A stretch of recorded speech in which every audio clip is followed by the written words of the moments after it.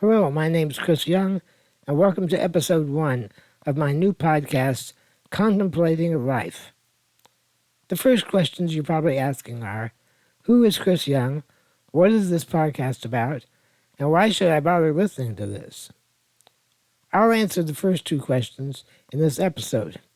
Ultimately, you'll have to do the math on that last question. I hope you'll give me an opportunity to show you why this might be worth your time. I believe I have some interesting insights to share and stories to tell. So, who am I? I'm 67-year-old, single, straight, white, cisgender male. I live on the west side of Indianapolis, in the house I grew up in, with my sister Carol and my roommates Barb and Josh. Whether or not you think I was a human being at the time, it was at the moment of my conception that it was determined I would have a genetic neuromuscular disease called spinal muscular atrophy type 2. That particular fact has affected absolutely everything for every moment of my life. Still, it doesn't completely define me, but I wouldn't be who I am without that particular disability. The name of the disease is quite a mouthful, so for our purposes, we'll just call it SMA. It's similar to muscular dystrophy, although for technical reasons, it's not a type of muscular dystrophy. Like MD, it's genetic, and it's a degenerative muscle disease. It's more closely related to ALS, in that both diseases affect motor neurons. I never walked when I was young. My parents carried me around until I was about 5 years old, when they purchased my first wheelchair. When I was 10 years old, the special education school that I attended gave me the use of a power wheelchair that had been donated to the school. I attended Indianapolis Public School number 97, James E. Roberts School, which at the time was one of only 2 special education schools in the entire state of Indiana. I attended Roberts School from kindergarten all the way through high school. However, for the last 3 years of high school, I went to Roberts School for half a day and to my neighborhood school, Northwest High School, the other half of the day. Then I earned a Bachelor of Science degree in Computer Sciences from Indiana University, Purdue University at Indianapolis, a.k.a. IUPUI. I worked as a computer programmer at the Indiana University Department of Medical Genetics for 2 years until my disability worsened to the point that I could no longer work a full-time job. I started my own one-man work-from-home computer consulting company, Cyborg Software Systems, Inc. After about 10 years, I folded that effort because I wasn't making any money. I've had some success as a technical writer. I've also written autobiographical articles for Indianapolis Monthly Magazine, one of which was awarded Best Magazine Feature by the Indiana chapter of the Society of Professional Journalists. For many years, I was active in my local Catholic parish, serving on the Finance Committee, Parish Council, Education Committee, Tournament Director of the Poker Tournament at our annual Parish Festival, and a lot of other projects. For over 30 years, I taught Catholic inquiry classes in the RCIA program in my parish. In future episodes, we'll talk about all of these topics in more detail. I'll talk about my experiences in special education, transitioning to regular education, growing up in the Catholic faith, leaving the Catholic Church in my late teens, returning to the Church in my late 20s, and other major events in my life. You can expect some of these episodes to deal with religion. I want to make it clear that I'm not out to push my beliefs on anyone or to attempt to evangelize or proselytize anyone. My goal in discussing religion will be to share the history of my journey of faith and perhaps educate people about the Catholic Church. While the Church is far from perfect, it suits me best of any I've found. I would describe myself as unapologetically progressive liberal Democrat, although not radically so. I'm highly tolerant of opposing political views by anyone who can express those views rationally, competently, and without hypocrisy.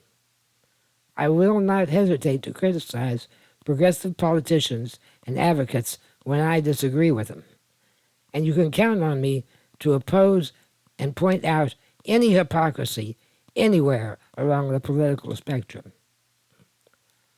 Let's talk about the title of the podcast. Turns out it's really difficult to come up with a catchy title for a podcast that has such a broad array of topics. A friend of mine, Fred Eder, has a podcast called Fred's Front Porch Podcast. He similarly deals with a wide variety of topics. He's trying to create the kind of atmosphere where he's sitting around on his front porch and you wander up to join him to talk about whatever suits you at the time. I didn't want to steal his idea, calling mine Chris's Front Porch Podcast, but the concept is really similar. I've been blogging for longer than the word blog existed. Unfortunately, the title of my blog doesn't work very well in a podcast. Here's some background. Set your Wayback Machine to the late 1980s. Before the internet had been invented, there were a variety of online services such as AOL, Prodigy, Delphi, and my service of choice, CompuServe. On CompuServe, I had a regular feature that today we would have described as a blog, although, as I said, that term didn't exist at the time. It was called Size Eye on Life. Now, as you're listening to this podcast, you're probably asking, what did you just say? Size Eye on Life? What? Small, medium, or large? What size? And what does that have to do with living ions? Is this about physics? To clarify, size is spelled CY''S, where CY are my initials. I also sign my emails with my initials CY, so online friends occasionally call me Cy. That's followed by Eye on Life, where we spell I, EYE. So it's my viewpoint about life. Size, Eye on Life. That works really well in print, but I don't want to have to explain all of that every time I say the name of the podcast. Audibly, the sounds just don't make sense. I suppose if you're looking at Spotify or Apple Podcasts or wherever, and you see it written out, then it makes good sense, and I can talk about it in the podcast. But rather than go through that confusion, I came up with a different name. I think the phrase contemplating life gets across the same concept, but in a way that's much easier on the ears. I also think it's in contrast to the phrase contemplating death. Although I'm a person of faith, I very much love my life, and I've often said that when the angels come to carry me off, hopefully to heaven, they're going to have to drag me out of this world kicking and screaming. That doesn't mean we won't spend some time talking about death, because it's an inevitable part of life. After all, life is a fatal condition. I don't know anybody who had it that didn't die of it eventually. There's a small possibility I might do some interviews in this venue, but don't hold me to that. Today I wanted to introduce myself before we got to our first topic.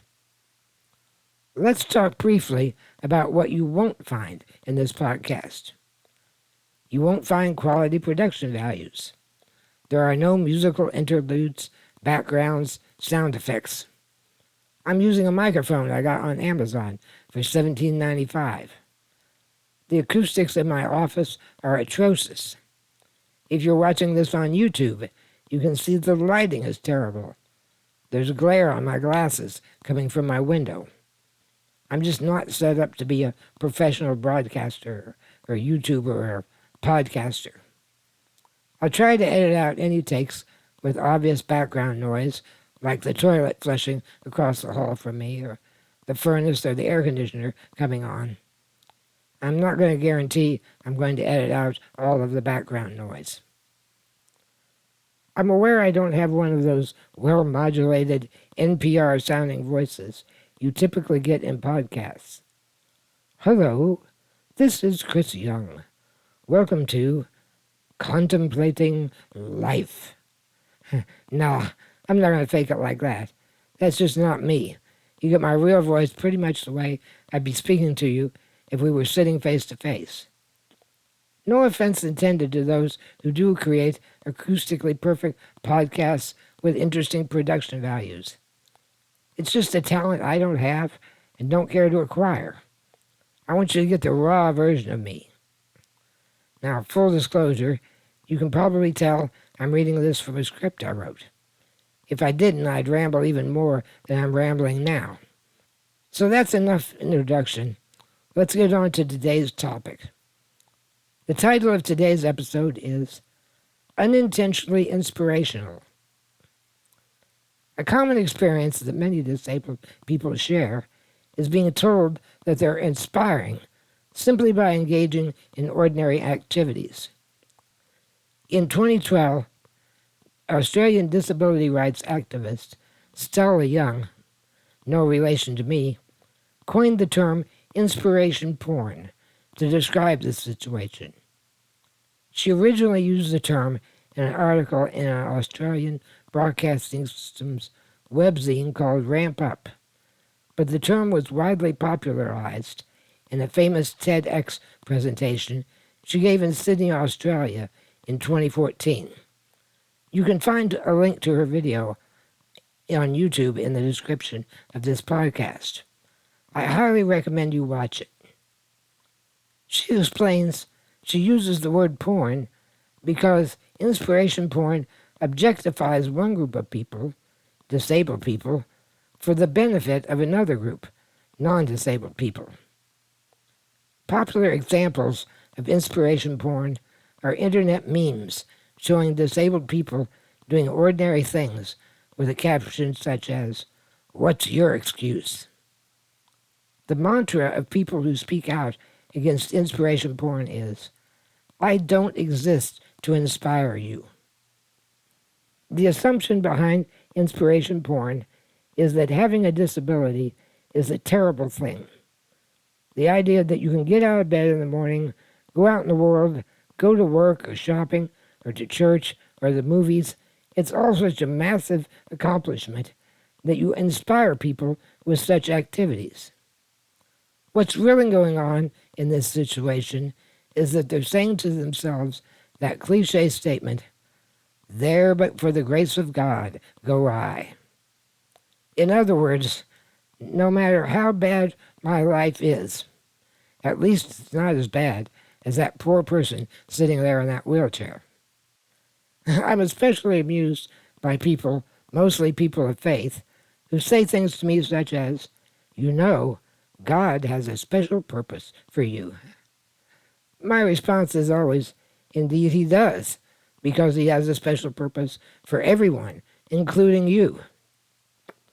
Then I have to bite my tongue to keep from adding, "And I'm pretty sure his plan for you does not include you having such a pitiful, condescending attitude toward disabled people." They assume that the only way God can be just and allow me to suffer such a horrible fate is that somehow I'm part of his unfathomable plan. Somehow a greater good will be accomplished by my horrible condition. I doubt that they appreciate the subtlety and theological accuracy of my response. How clearly such attitudes are demeaning, offensive, and inappropriate. But, and there's always a but, while I strongly agree with the party line of the general disabled community regarding inspiration porn, I have some alternative thoughts about the topic of inspiration in general. My position on the topic is summed up in the words, "I have no right to tell you what can or cannot inspire you." First of all, let's look at the word inspire. The root of the word is spiare, which is the Latin word meaning to breathe. When you res inspirate, you breathe in and out. The Holy Spirit is often called the breath of God. It's the source of inspiration for Scripture. And Genesis chapter 1, verse 2 says, "A mighty wind swept over the waters." However, the word wind, used here in the original Hebrew, is ruah, which means spirit or breath of God. Spirit comes from the same Latin root, spirare. So to inspire someone is to breathe life into them. Inspiration is a life-giving and life-affirming endeavor. It seems strange to me that there's such a thing as bad inspiration. Now, I'm not talking about being inspired to do bad things.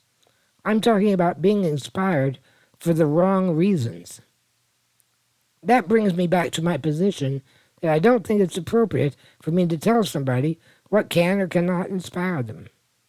I'll work to create a more accurate picture of disability and correct any mistaken stereotypes, but I refuse to admonish them for being inspired. Now, I've been called inspiring on many occasions. Some of them were totally undeserved and could correctly be categorized as inspiration porn. I don't go around trying to inspire people. I'm flattered when they do find inspiration in me. And there have been times when I've engaged in what some people might describe as the exploitation of my disability by others. Except for one instance, which I'll describe in a minute, I don't think I was being exploited, demeaned, or objectified. Let me give you a few examples of things that happened to me that many disability advocates might find objectionable, but I did not. When I was growing up, I did publicity for various charitable organizations. At age 10, I was on TV for a photo op supporting the 10th anniversary of the local United Way campaign. At about that same time, plus or minus a year or two, my friend Estelle and I had our photo in the newspaper to support a local Goodwill Industries collection campaign. While many would say that these poster child activities were exploiting our disability, I have no ill feelings about those activities. In the case of the United Way campaign, I had benefited from programs through the local Muscular Dystrophy Foundation, which was mostly funded by United Way money. As a beneficiary of the money donated to United Way, I think it was appropriate to feature someone in that role. The tone of these events was not to portray us as objects of pity. This was in contrast to events such as the Jerry Lewis Muscular Dystrophy Telethon. I could, and perhaps will someday, devote an entire podcast to explaining what was wrong with that travesty. Although Estelle and I didn't benefit from Goodwill Industries, we did participate in their collection programs, and I can appreciate that disabled kids working to help other disabled people was a genuinely appropriate human interest story.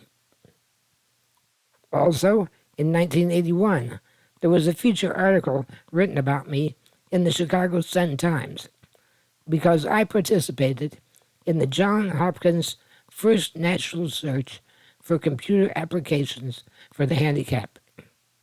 I developed special assistive technology to allow my friend Christopher Lee to access a computer by making a clicking sound with his tongue. Again, the idea of a disabled person helping another disabled person, I thought was an appropriate, newsworthy story.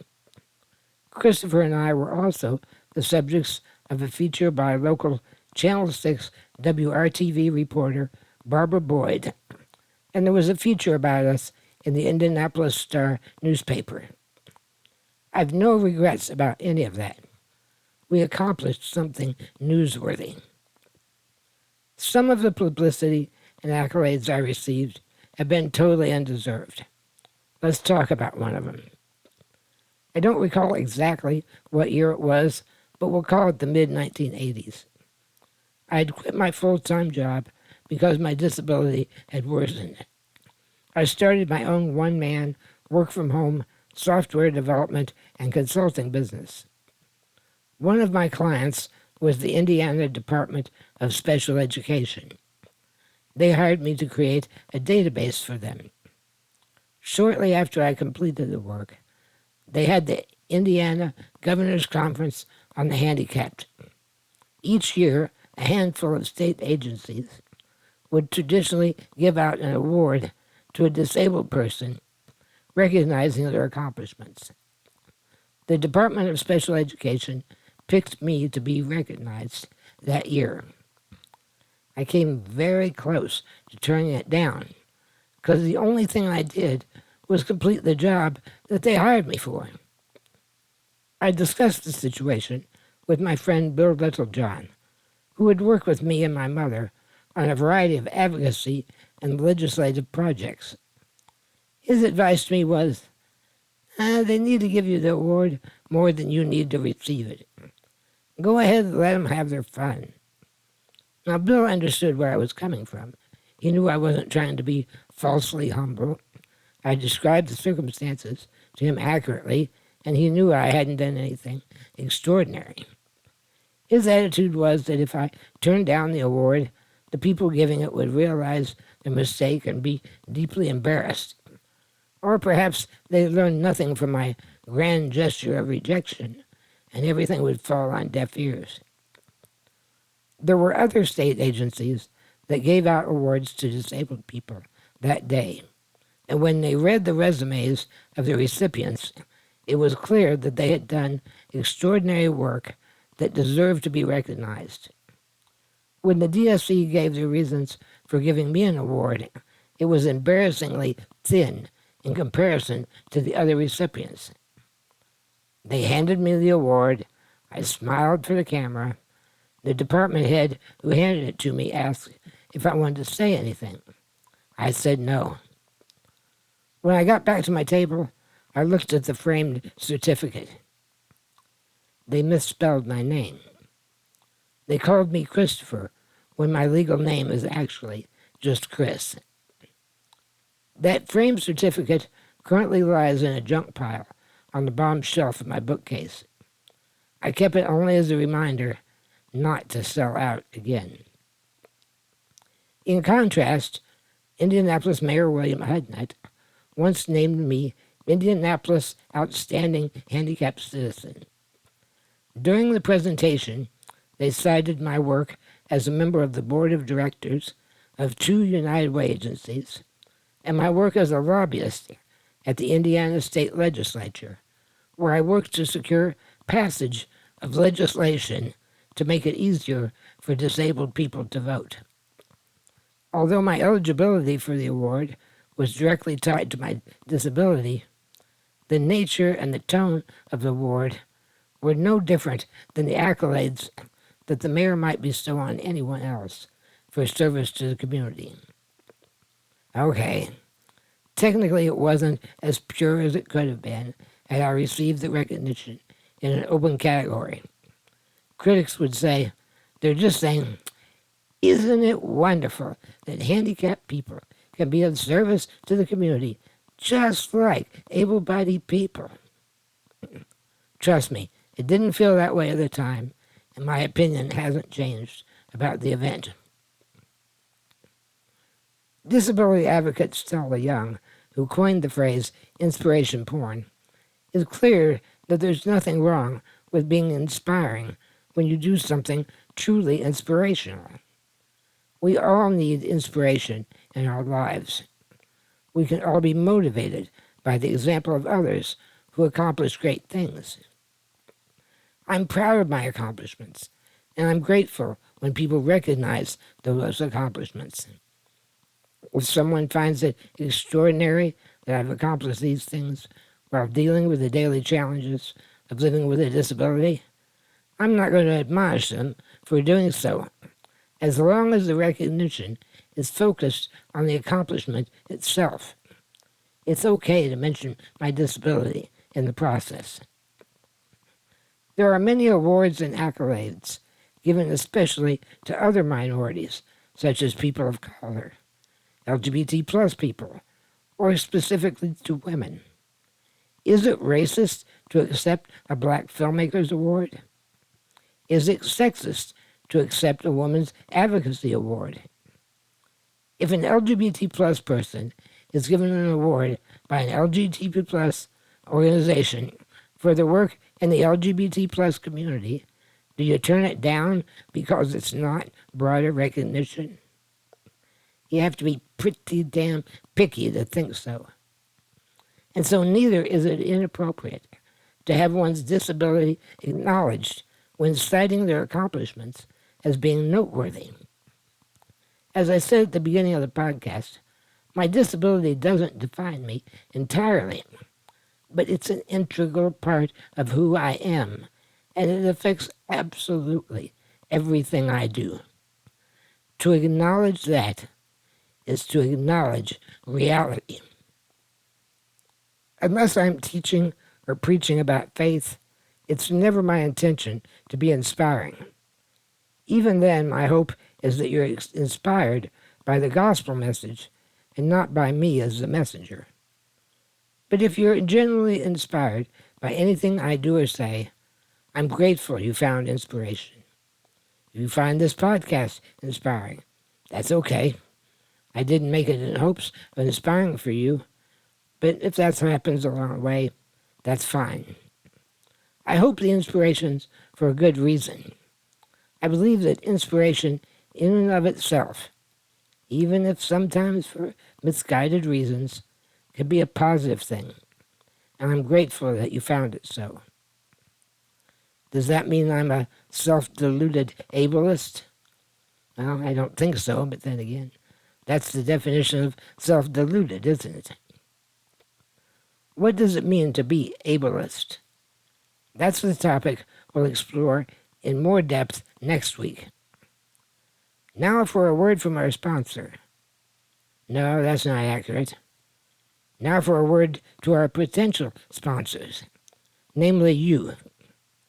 I'm not producing this podcast to earn money. I'm doing it because I want to exercise my writing muscles.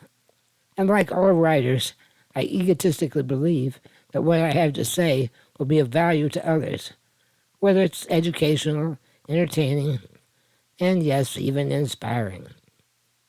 If you find value in what I'm saying, you can express your gratitude by subscribing to my Patreon page for just $5 per month.